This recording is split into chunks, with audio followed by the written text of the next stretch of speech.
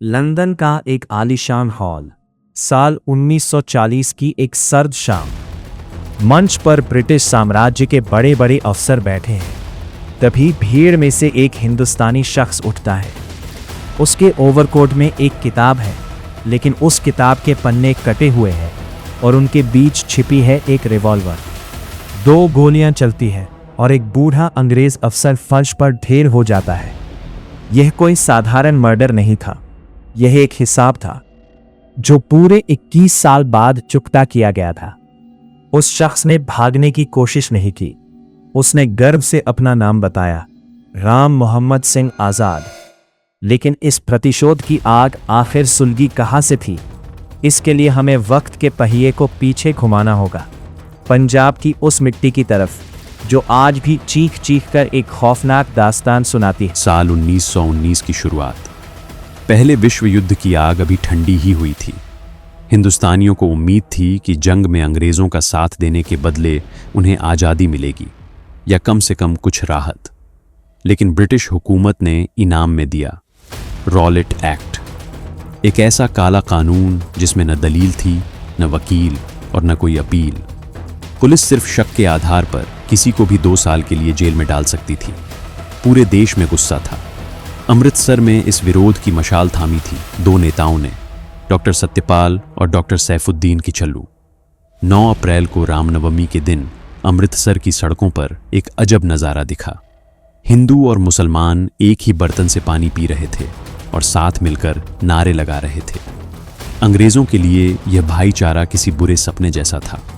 उन्हें डर था कि कहीं 1857 की क्रांति फिर से न दोहरा दी जाए।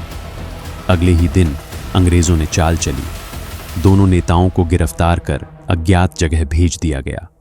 अमृतसर का पारा चढ़ गया। निहत्थे लोग अपने नेताओं की रिहाई मांगने निकले, लेकिन रेलवे ब्रिज पर ब्रिटिश सैनिकों ने उन पर गोलियां चला दी। सड़कों पर खून बहने लगा। गुस्साए लोगों ने भी पलटवार किया और कुछ सरकारी इमारतों को आग लगा दी। अमृतसर अब एक बारूद के ढेर पर बैठा था।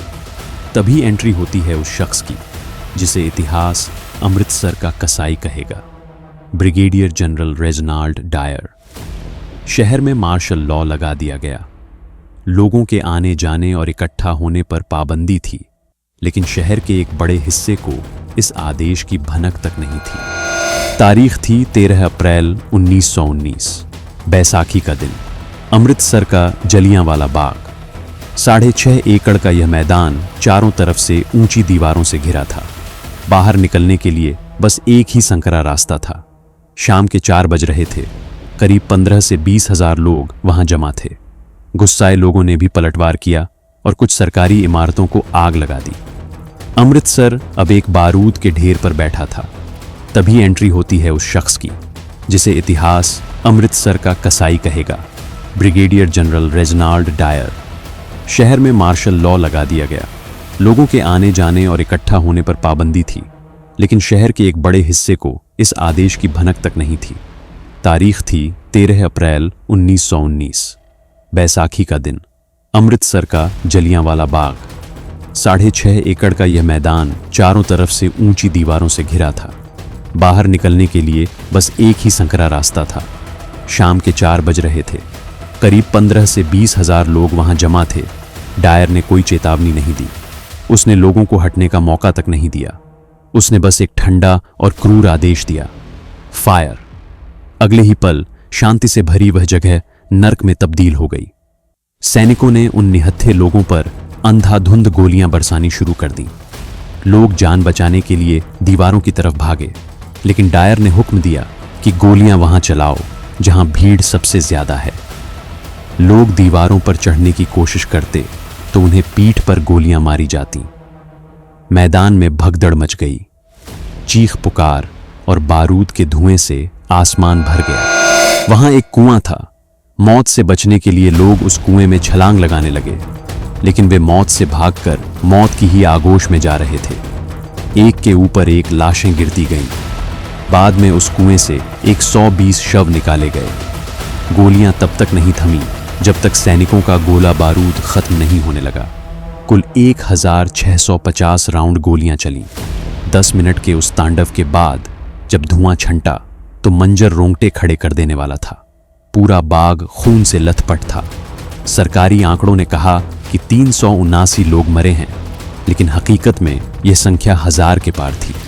लेकिन क्रूरता यहीं खत्म नहीं हुई। डायर ने शहर का पानी और बिजली काट दी और कर्फ्यू लगा दिया।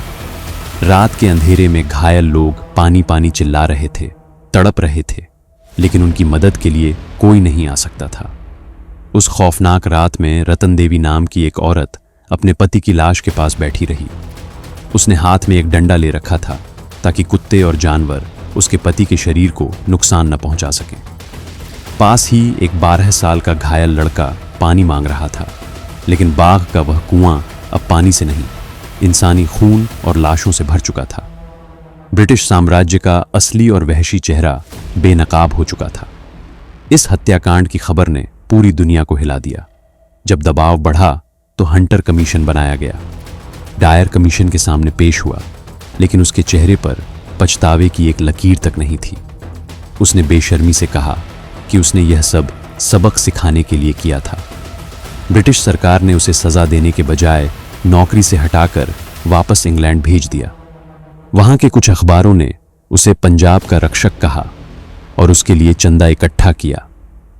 हिंदुस्तानियों के जख्मों पर यह सबसे बड़ा नमक था। रबींद्रनाथ टैगोर ने अपना नाइटहुड लौटा दिया और गांधी जी ने अंग्रेजों से सहयोग खत्म करने का फैसला किया। पर एक बच्चा था जिसकी आंखों ने उस शाम बाग की मिट्टी को लाल होते देखा था, ऊधम सिंह। उसने उस दिन बाग की खून से सनी मिट्टी को अपने माथे पर लगाया और एक कसम खाई, एक ऐसी कसम जिसे पूरा करने में उसे 21 साल लग गए। वह अफ्रीका गया, अमेरिका गया, वेश बदले, नाम बदले और आखिरकार लंदन पहुंच गया। उसने जनरल डायर को नहीं, बल्कि उस नरसंहार के असली मास्टरमाइंड माइकल ओडवायर को अपना निशाना बनाया, जो उस समय पंजाब का लेफ्टिनेंट गवर्नर था। 13 मार्च 1940 को जब ऊधम सिंह ने ओडवायर के सीने में गोलियां उतारी तो उन्होंने सिर्फ एक इंसान को नहीं मारा था, बल्कि उस साम्राज्य के अहंकार को कुचला था जिसने बेगुनाहों का खून बहाया था। जलियांवाला बाग की वो दीवारें आज भी मौजूद हैं।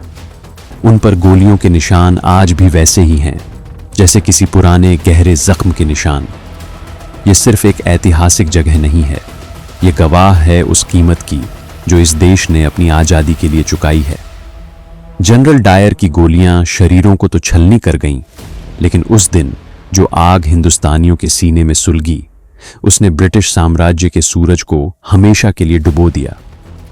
आज जब हम इस आज़ादी की हवा में सांस लेते हैं, तो याद रखना कि उस बाग की मिट्टी का हर जर्रा आज भी उन गुमनाम शहीदों की कुर्बानी की दास्तान सुनाता है, जिनकी चीखें उस 10 मिनट के तांडव में दब कर रह गई थीं।